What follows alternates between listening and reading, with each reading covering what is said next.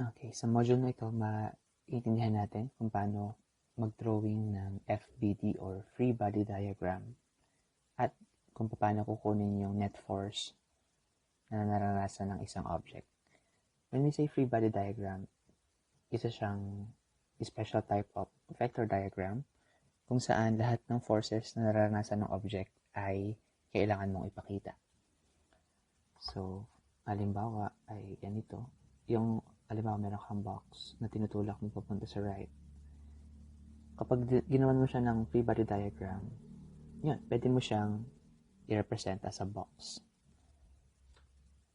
Siyempre, yun ay nakakaranas ng normal force.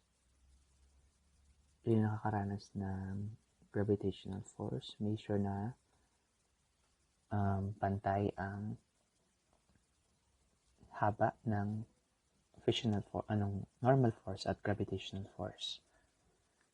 And then, halimbawang tinulak mo siya pa kanan, so syempre pa kanan yung drawing mong applied force.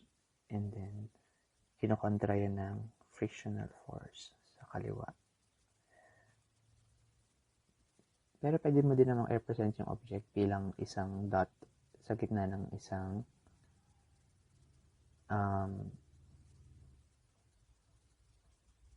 coordinate system.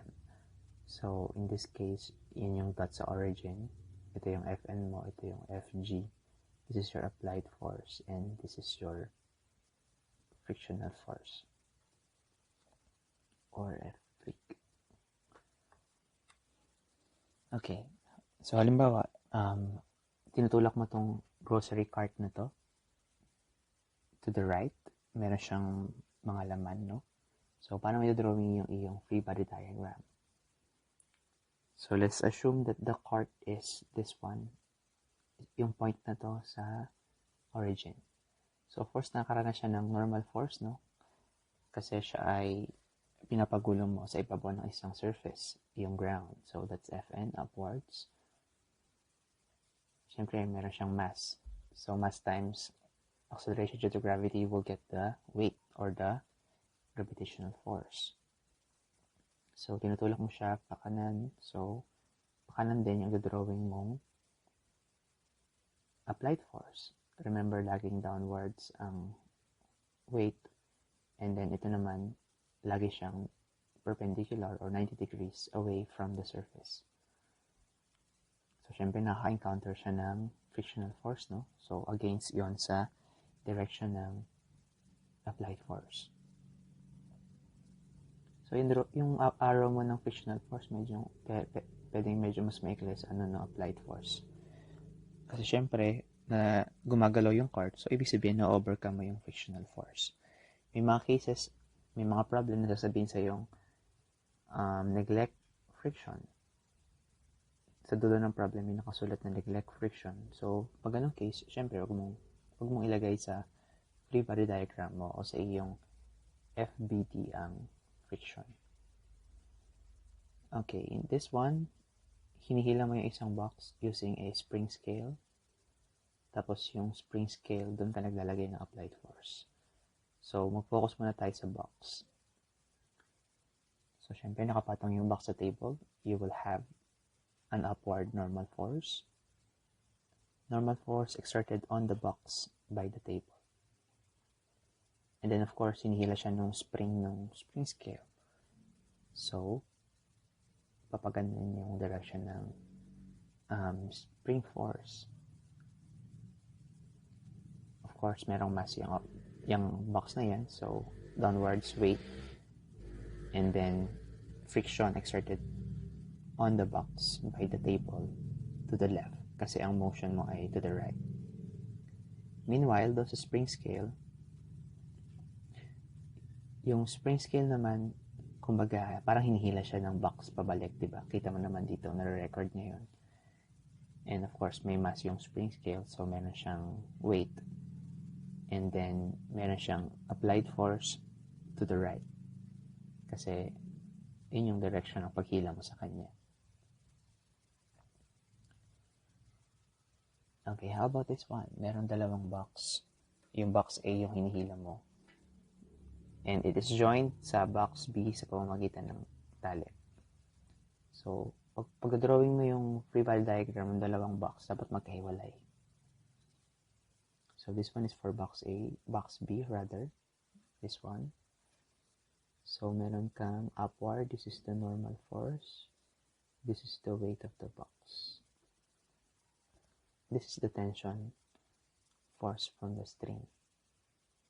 So, lagi yung away, laging pulling force. And then, for the box A, syempre, ito yung hinihila mo. Meron kang applied force, meron kang normal force, meron din siyang mass, diba? So, may weight siya. And then, this is the direction of the tensional force away from box A.